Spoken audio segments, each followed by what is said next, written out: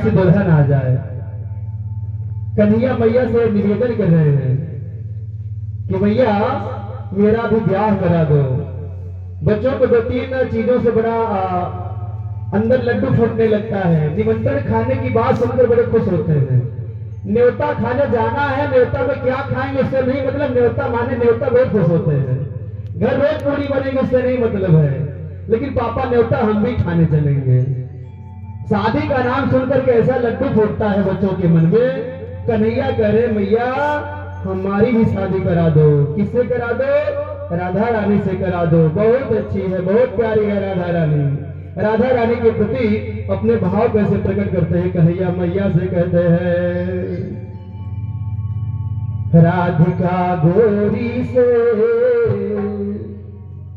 राधिका गोरी से, ब्रज की छोरी से, मैया करा दे मेरो ब्याह। राधिका गोरी से, ब्रज की छोरी से, मैया करा दे मेरो ब्याह। राधिका गोरी से, ब्रज की छोरी से, मैया करा दे मेरो ब्याह। राधिका गोरी से, ब्रज की छोरी से, मैया करा दे मेरो ब्याह। राधिका गोरी से, ब्रज की छोरी से, मैया करा दे मेरो ब्याह। राधिका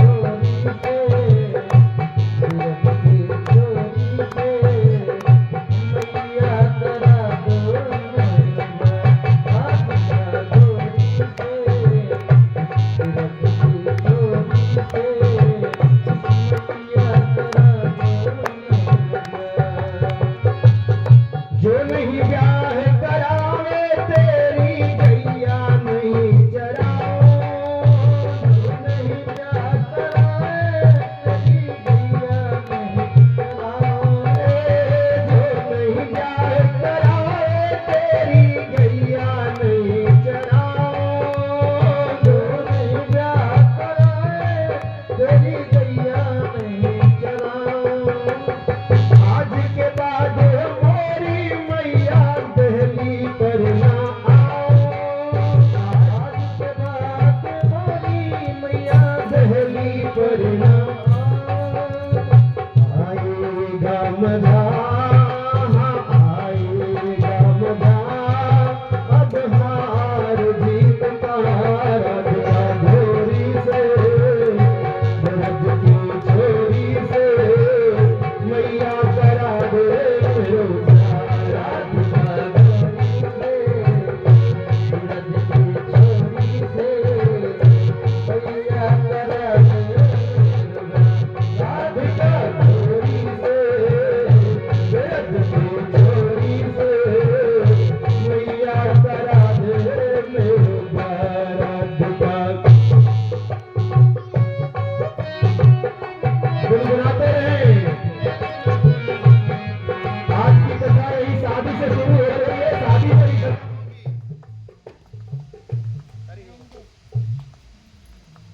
ब्रज की छोरी से, मैया करा दे मेरो ब्याह। राधिका गोरी से, ब्रज की छोरी से, मैया करा दे मेरो ब्याह। राधिका गोरी से, मैया करा दे मेरो ब्याह। ओ माँ, यदि मेरा विवाह करवा दे तो तुझे क्या क्या मिलेगा मालूम है? क्या मिलेगा लल्ला? चंदन की चौकी पर मैया तुझको बैठाओ। चंदन की चौकी पर मैया तुझको बैठाओ। हाँ, चंदन की चौकी पर मैया तुझको बैठाओ। चंदन की चौकी पर मैया तुझको बैठाओ। हे अपनी राधिका से मैं चरण पे आ जगवाओ। अपनी राधिका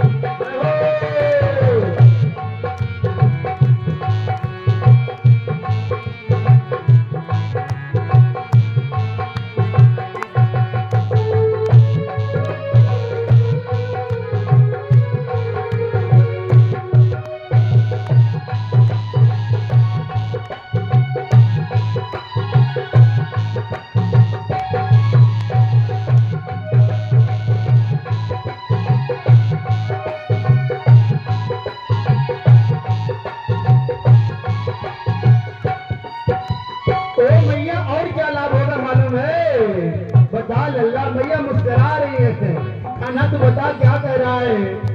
छोटी सी दुल्हनिया जब आंगन में डोलेगी, छोटी सी दुल्हनिया जब आंगन में डोलेगी, तेरे सामने वो घटना खोलेगी, तेरे सामने वो घटना खोलेगी। हाँ छोटी सी दुल्हनिया माँ अंगने में डोलेगी, तेरे सामने वो घटना खोलेगी।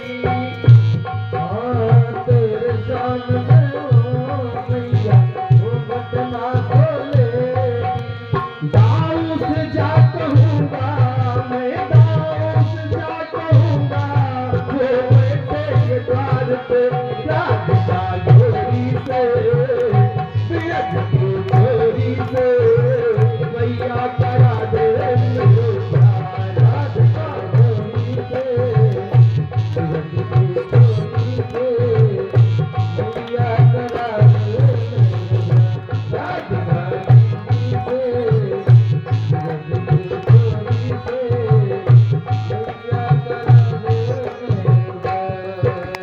सुनकर बातें लल्ला की, सुनकर बातें लल्ला की, बैठी मैया मुस्काए।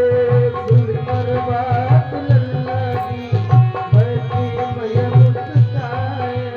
ले बलैया मैया हृदय से लगाए, ले बलैया मैया हृदय से लगाए।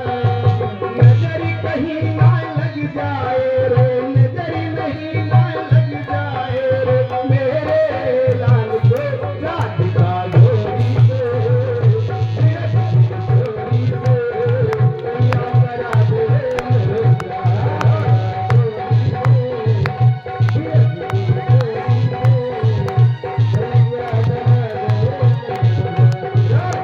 गोरी से, बिरज की गोरी से मैया करा दे राधिका गोरी से, बिरज की गोरी से मैया करा दे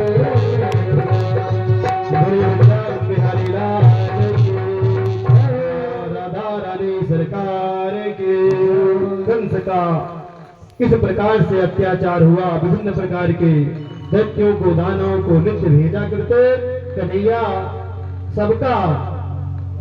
सबका निराकरण करते हुए, सबको स्वर्गधाम पहुंचाते हुए, मुक्तिदान देते हुए कन्हैया अभी अमर होकर आगे बढ़ रहे हैं। इधर कंस घबरा रहा है, अब क्या किया जाए। अक्रूर जी से जाके मिलता है। अक्रूर जी आप ऐसा करिए, नंद बाबा के यहाँ जाइए और जा करके कन्हैया को और बलराम को बोलिए कि तुम्हारे मामा निमंत्रण दिए हैं और तुम लोग वहां पर चलो।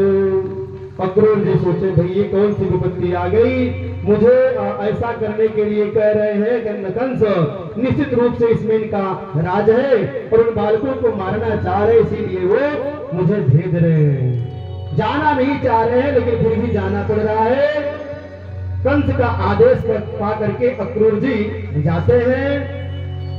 जब जाकर पहुंचते हैं, रास्ते में जाते हुए विचार कर रहे हैं, निश्चित रूप से ही ये मेरा बड़ा सौभाग्य है कि इसी बहाने कम से कम हमें कन्हैया के दर्शन करने को प्राप्त होगा। कन्हैया का दर्शन मुझे मिलेगा।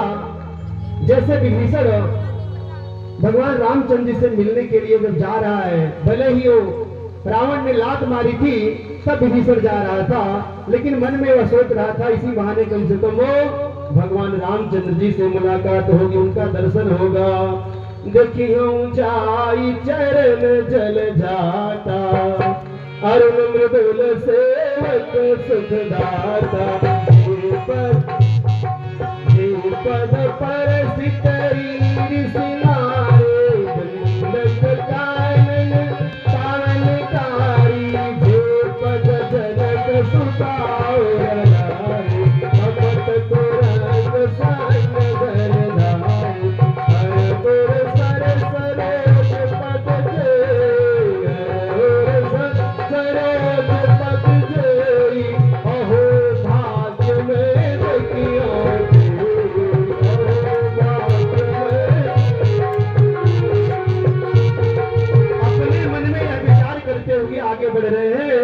कि चलिए कम से कम इसी बहाने उनका दर्शन प्राप्त होगा, उनका सानिध्य प्राप्त होगा। अक्रूर जी जा पहुंचते हैं, सारी बातें बताते हैं। कृष्ण बलराम चाचा के बड़ी स्वागत करते हैं।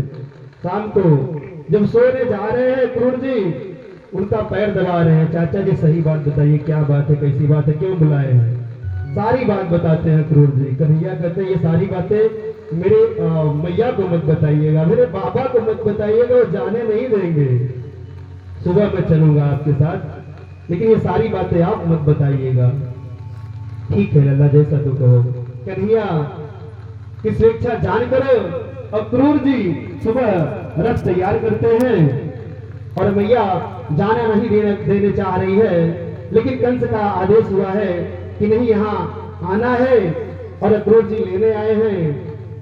तो कन्हैया और बलराम दोनों तैयार होते हैं जाने के लिए, विदा लेते हैं। गोपियां जब सुनती है कन्हैया जाने वाले हैं विह्वल हो जाती हैं। अक्रूर जी को बहुत भला बुरा कहने लगते हैं, अक्रूर जी आपका नाम कौन अक्रूर रख दिया, आप तो बड़े ही क्रूर स्वभाव वाले हैं, आपका नाम अक्रूर जो रखा उसने गलत किया। क्यों? क्योंकि सुंदर तन अति सौम्य मुखा और पर स्वभाव से क्रूर, सुंदर वे नर मूर्ख है जो नाम धरो अक्रूर, जो नाम धरो अक्रूर। आपका नाम जैसा है आपका नाम जैसा है वैसा गुण नहीं है, इसलिए आपका जो नाम रखा वो अच्छा नहीं रखा है। फिलहाल सभी लोगों को मना करके कह करके कन्हैया कि परसों मैं आ जाऊंगा, भाई सिर्फ कल की ही कोई बात है, कल मैं जा रहा हूं वहां देख करके परसों मैं आ जाऊंगा। वादा करके सभी लोगों से कन्हैया आगे बढ़ते हैं। रास्ते में अक्रूर जी यमुना नदी के तट पर रुक कर स्नान करने यमुना नदी में जाते हैं। अक्रूर जी के मन में बड़ी शंका हो रही है कि पता नहीं कंस कैसा व्यवहार करेगा, इन छोटे छोटे बालकों को मार डालेगा और सारा हत्या का पाप मुझे लगेगा। अक्रूर जी जैसे यमुना जी में स्नान कर रहे हैं, जैसे डुबकी लगाई कन्हैया का दिव्य दर्शन हुआ। चतुर्भुज में कन्हैया उनको दर्शन दिए। डुबकी लगाकर नीचे देखते हैं अक्रूर जी विष्णु के रूप में, चतुर्भुज रूप में दर्शन देते हैं। ऊपर निकलते हैं, डुबकी लगाकर देख रहे हैं तो कन्हैया साक्षात बैठा दिखाई देता, वही कन्हैया जल में, वही कन्हैया ऊपर, सब जगहों पर कन्हैया दिखाई दे रहा है। ऐसे पर अक्रूर जी भगवान को धन्यवाद देते हैं, ऐ प्रभु अब मुझे विश्वास हो गया कि आप ही सब कुछ करता धरता है, इसलिए आकर के निकलते हैं, निकल कर प्रणाम करते हैं कि महाराज आपका दर्शन पाकर मैं धन्य हुआ। सबसे पहले आप कंस के घर नहीं जाएंगे बल्कि मेरे घर चलेंगे। नहीं चाचा ऐसी बात नहीं, पहले तो कंस मामा से मिलने दीजिए, कंस मामा से मुलाकात करने के बाद मैं आपके घर आऊंगा। अच्छा उनसे वादा करते हैं मैं आपके घर आऊंगा। धीरे धीरे रथ जाकर बातें करते हुए पहुंचते पहुंचते रथ जाकर पहुंचता है मथुरापुरी में। मथुरापुरी में हल्ला मच गया, भैया पूतना को मारने वाला आ गया छोरा, वो गोवर्धन को उठाने वाला छोरा आयो है।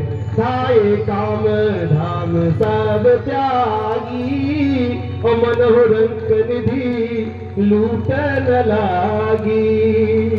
सारे लोग दौड़ रहे देखने के लिए कन्हैया को। खूबसूरत जमाने में तुम सा नहीं, इन अदाओं पे दुनिया मचल जाएगी। ऐसे हमारे कन्हैया हैं। चांदनी एक नजर आपकी को देख कर वो तुम्हारी नजाकत से जल जाएगी। दीन दुखियों की सुन दुख भरी दासता भक्त मंडल पे करुणा बरस जाएगी। इसी ख्वाहिश से मैं दिन रात गा रहा, एक झलक देख भक्ति निरख जाएगी, एक झलक देख भक्ति निखर जाएगी। गोविंद को सारे लोग देखने के लिए दौड़ रहे हैं। जो देख रहा है वही एकदम मनमोहित हो जा रहा है उसका देखने के बाद। बताइए ऐसे छोटे छोटे बालकों को मारने के लिए कंस पापी कितने दुष्ट राक्षसों को भेज करके मारने के लिए कहा। सारे नगर वाले इस प्रकार से भला बुरा कंस को कह रहे हैं। कन्हैया कहते चाचा आप चलिए, हम लोग पैदल थोड़ा नगर भ्रमण करते हुए आ रहे हैं। नगर भ्रमण करते हुए हम लोग आ रहे हैं। कन्हैया बलराम के साथ नीचे उतरते हैं नगर देखने। खेत मार्ग से चल रहे हैं कि रास्ते में एक धोबी मिलता है। कोई साथ में सारे ग्वाल बाल भी है। एक धोबी रास्ते में मिलता है। ग्वाल बाल कहते कन्हैया यदि वस्त्र मिल जाते, क्योंकि हम लोग फटे पुराने कपड़े पहने, तेरे मामा राजा है और वहां चलने के बाद देखने में थोड़ा बुरा लगेगा। एक धोबी जो राजसी वस्त्रों को धुल कर ले जा रहा था वह दिखाई दिया। कन्हैया ने उनसे आग्रह किया, भैया हम लोगों को अपने वस्त्रों को दे दो। धोबी गुस्सा आ गया, बोला अरे बोला निज मुख देखऊं मीरा और भोप वसन तुम जाति हीरा। अरे ये राजा के कपड़े हैं। सोनी बल भद्र निधन कर डारा और पहिरे पट सब निज अनुसारा। भद्र ये छापड़ मारे तुरंत वही गोविंदाय नमो नमः हो गया। बोले वृंदावन बिहारी लाल के। सभी लोग अच्छे अच्छे सुंदर राजसी वस्त्रों को पहन लिए। पहन तो लिए लेकिन कपड़े कोई बड़ा था कोई छोटा था, सबड़ा ऊट पटाख कपड़ा पहन लिए सारे लोग। कन्हैया कोई रास्ते में दर्जी मिलता तो देख के थोड़ा इसको सिलवा देते, नहीं तो बड़ा ये होगा कहाँ से मंगनी कपड़ा पहन के आए हैं। अच्छा चल भाई देखते हैं। कन्हैया बोले चलिए ठीक देखते हैं। रास्ते में आगे बढ़ते हैं। एक दर्जी की दुकान पड़े। दर्जी भैया इन मेरे कपड़ों को थोड़ा सही कर दो। दर्जी ने अपना सौभाग्य समझ करके बोला ठीक है भाई। पीछे देख भी चुका है धोबी की क्या दशा हुई है, अगर हम नहीं मानेंगे तो कहीं मेरी भी हाल ऐसी न कर दे। इसलिए वो सभी लोगों के कपड़ों को ठीक ठाक फिट कर देता है। कन्हैया प्रसन्न हुए, वाह वाह दर्जी भैया तूने जैसा काम किया, जा तुझे आशीर्वाद दिया। कलयुग को जितने का कपड़ा नहीं होगा उतने की सिलाई होगी और तुम खूब कमाओ, खूब फूलो फलो। ये सब आगे बढ़ते हैं। अब तो कन्हैया थोड़ा जच रहे अच्छे लग रहे हैं। अच्छा ये बता थोड़ा माला वाला पहन लेते तो अच्छा लगता, क्योंकि माला पहनने में कुछ अलग ही शौक होती है, अलग ही दिव्य दर्शन होने लगता है। मालिक रास्ते में मिलता है। माली से कहते हैं भैया माला हम लोगों को दे दो। माली ने भी स्वागत किया और माला दे दिया। लोगों ने माला पहना, माली को आशीर्वाद दिया। प्रभु ने कलयुग में तुम्हारा बहुत ही महत्व रहेगा। जहाँ हमारी कथा पूजा होगी सबसे पहले तुमसे ही लोग फूल लेकर के जाएंगे। अब तो माधव बड़े अच्छे हम लोग लगने लगे भाई। माला वाला भी पहन लिए, थोड़ा माथ पर टीका लग जाता, बढ़िया से चंदन वंदन लग जाता तो और बढ़िया लगने लगता। भगवान आगे बढ़े, बोले ठीक है चलो देखते हैं भैया, अगर मिल गया तो हम लोग चंदन भी लगा लेंगे। रास्ते में एक 3 जगह से टेढ़ी महिला लाठी के सहारे धीरे धीरे आगे जा रही है, हाथ में चंदन का लेप ली हुई है। कन्हैया दूर से ही बुलाते हैं, ऐ सुंदरी। सुंदरी सुनते ही वह रुक जाती है। जीवन में उस कुरूप महिला को, 3 जगह से टेढ़ी महिला को कोई सुंदरी कहा है। कौन हो मेरा जो उपहास कर रहा है? तुझे लज्जा नहीं आई? मुझे सुंदरी कह रहे हो? नहीं आप सुंदरी हो, मैं सुंदरी नहीं हूं। फिर आप कौन हो? बताती हैं कि मैं कंस के घर जाती हूँ, मैं कंस की दासी हूँ और यह चंदन का लेप ले जाकर के कंस को मैं देती हूँ, क्योंकि मेरे द्वारा बनाया हुआ चंदन उनको बहुत ही अच्छा लगता है। गोविंद बोले तुम वाकई सुंदर हो, क्योंकि तुम्हारा मन सुंदर है, तुम्हारा हृदय सुंदर है। आज के लोग बाह्य सुंदरता को देख करके, चमड़ी देख करके लोग सिर्फ उसकी सुंदरता का आकलन करते हैं। ऐ सुंदरी आप निश्चित रूप से सुंदरी है। मैं चाहता हूं कि आप अपने अंगराग को हम लोगों को दे दीजिए, हम लोग इसे लगाना चाह रहे हैं। गोविंद ने वो इन लोगों को दे देती है अंगराग, सभी लोग लगाते हैं। गोविंद बोले भैया जो मुझे कुछ दे देता है उसके बदले में जरूर उसे कुछ देता हूँ। अरे मैया अब तूने अंगराग दिया है तो उसके बदले मैं प्रयास करता हूँ, हो सकता है तुम्हारा यह कुंवर ही ठीक हो जाए। एक गोविंद ने दोनों पैरों से उस त्रिभंगी महिला का पैर दबाते हैं और एक मारा झटका कि वो सीधी हो गई और सारा सत्ता सारा जनसंख्या मिट गया। सभी लोगों ने अंगराग लगाया। अब वो कुब्जा कहने लगी कि हे केशव, हे माधव, आप मेरी कुटिया पर चलिए। अब मैं आज के बाद नौकरी नहीं करूंगी कंस के घर, अब मैं आपका ही भजन करती रहूंगी, आप मेरे कुटिया में चलिए। माधव बोले ठीक है भैया, मैं आपकी कुटिया में आऊंगा, लेकिन अभी नहीं। कंस मामा से मिलने के बाद मैं वादा करता हूँ तुम्हारी कुटिया में भी आऊंगा। कन्हैया आगे बढ़ते हैं। देखिए माइक वाले थोड़ा ध्यान दीजिए, क्या गड़बड़ा रहा है।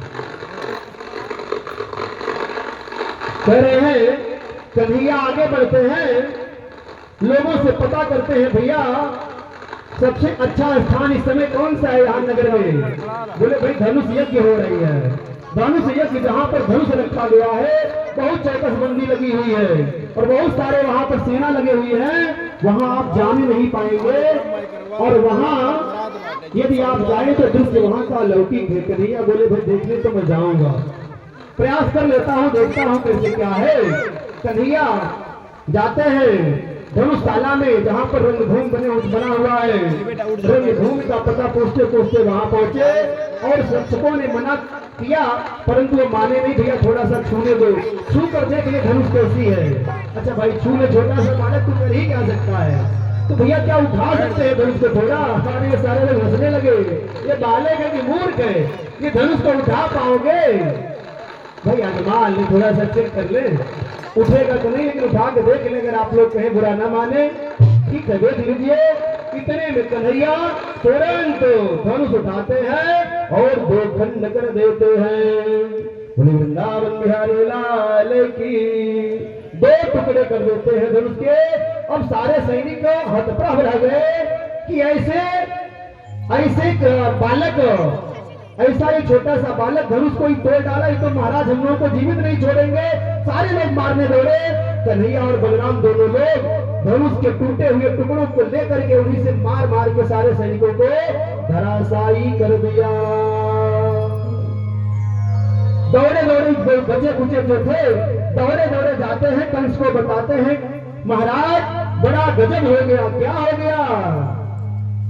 रखी हुई धनुष टूट गई। धनुष जो तोड़ेगा वही कंस का वध करेगा, ऐसा कंस को पहले से ही ज्ञात है।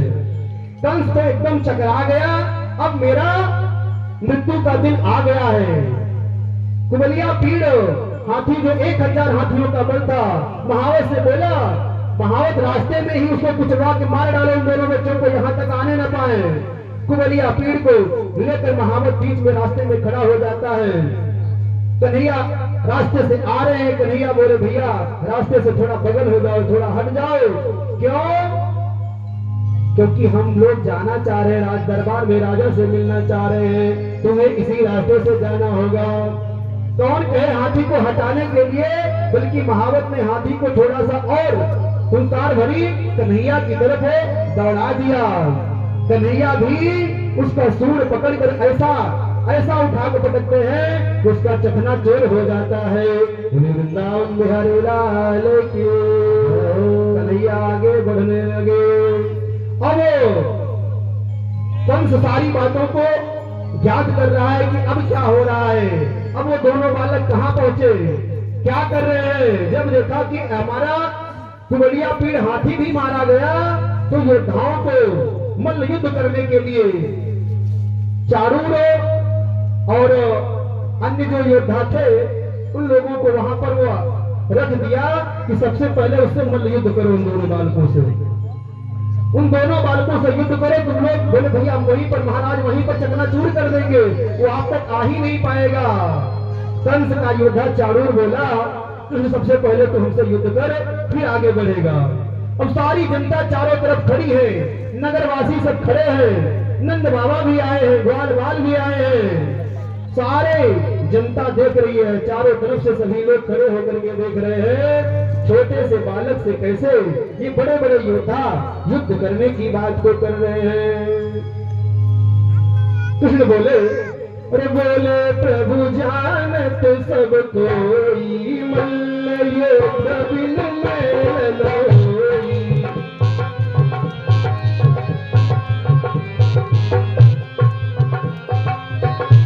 भाई मल्ल युद्ध करने के लिए दोनों समान योद्धा होना चाहिए। अवस्था कितनी है, तुम लोग कितने भीषण काय शरीर वाले हो, कितने बड़े बड़े योद्धा हो, हमारा तुम्हारा तो कोई मेल ही नहीं है, हमारा तुम्हारा युद्ध कैसे होगा। तुम साधारण बालक नहीं हो, कुंवरिया पीर जैसे हाथी को पछाड़ करके आ रहे हो, कह रहे मैं छोटा सा बालक हूँ, हम सभी लोग तुम्हारे शक्ति से परिचित हैं, झूठी बातें न बनाओ, मुझसे युद्ध करो, फिर आगे बढ़ो। बोले ठीक है राजा, देख रहे हैं। मामा आप देख रहे हैं, आपके दरबार में ऐसा हो रहा है। अरे बिन बिचारी जो भूप करावे, अवसी राज तीन को मिट जावे, अवस राज तीन।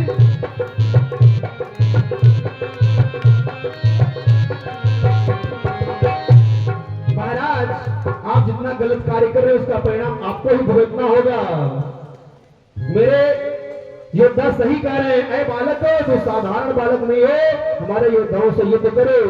योद्धाओं से युद्ध करने के लिए कहते ठीक है। वहां की नारियां क्या कर रही है कन्हैया को देखकर, अति सुकुमार देखी पुर नारी,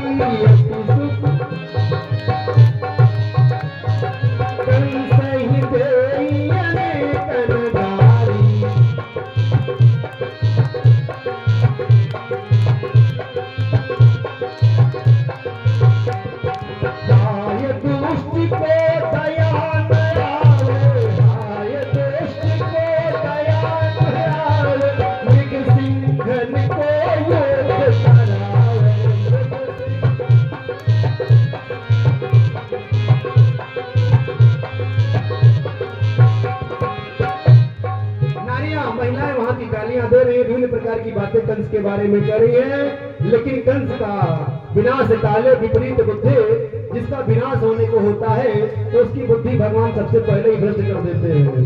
कंस के ऊपर किसी बात का कोई असर नहीं, कंस नहीं माना, अंत में युद्ध हुआ, मल्ल युद्ध। चारूर और करे चारूर बोला 1000 हाथियों का बल रखने वाला हाथी को मारने वाला बालक साधारण नहीं हो सकता, तुम उससे युद्ध करो। चारूर कृष्ण से और मुष्टिक बलराम से युद्ध करने लगे। फिर बलराम से कौशल ने और कृष्ण से कूट ने, इस प्रकार से युद्ध करके इन योद्धाओं ने युद्ध करके मल्ल युद्ध करके वीर गति को प्राप्त किया। कुछ योद्धा और खड़े हुए थे युद्ध करने के लिए, जब देखे कि चारूर जैसे महान योद्धा कोई बालक पछाड़ दिया, गिरा, खत्म कर दिया, तो बोले महाराज हम लोग आपके ही गोल में हैं, कंस की गोल में खाली रह रहे हैं, आप हमको छोड़ दीजिए। अच्छा भाग भाग भाग, पीछे हट, यहाँ से पीछे हट, हम लोगों को आगे बढ़ने दे। कंस के पास आगे बढ़ जाते हैं। जब कंस ने देखा कि मेरे श्रेष्ठ पहलवान मारे गए, शेष भाग गए, तो बाजा बंद करवा दिया। जो नाच गाना हो रहा था, जो बाजा बज रहा था, अरे भाई बंद करो बाजा। कंस बोला वसुदेव के दोनों पुत्रों को नगर से बाहर पहले खदेड़ दो। अब जान गया कि मेरा प्राण बचने वाला नहीं है, बाहर निकाल दो कन्हैया को और बलराम को, और सभी ग्वाल वालों का धन हरण कर लो। करे ग्वाल वालों का धन हर लो, नंद को बेड़ियों में जकड़ लो। और कृष्ण, जब भगवान कृष्ण श्री कृष्ण ने ऐसे दुर्वाद करते हुए कंस को देखा, कन्हैया कहने लगे मामा, अरे मैं सीधी सीधी बात करूं, तू उल्टा बकता जाता है।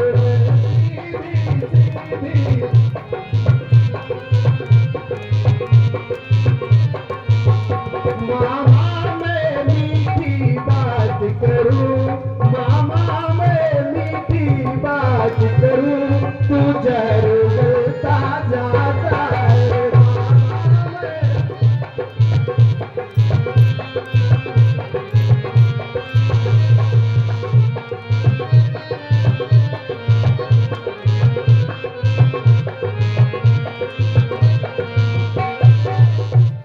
कन्हैया इस प्रकार से कहने लगे।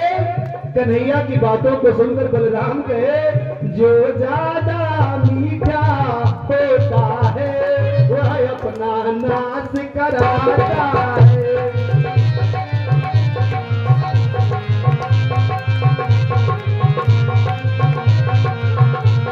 देखो तो मीठे बनने को कोल में तेरा दादा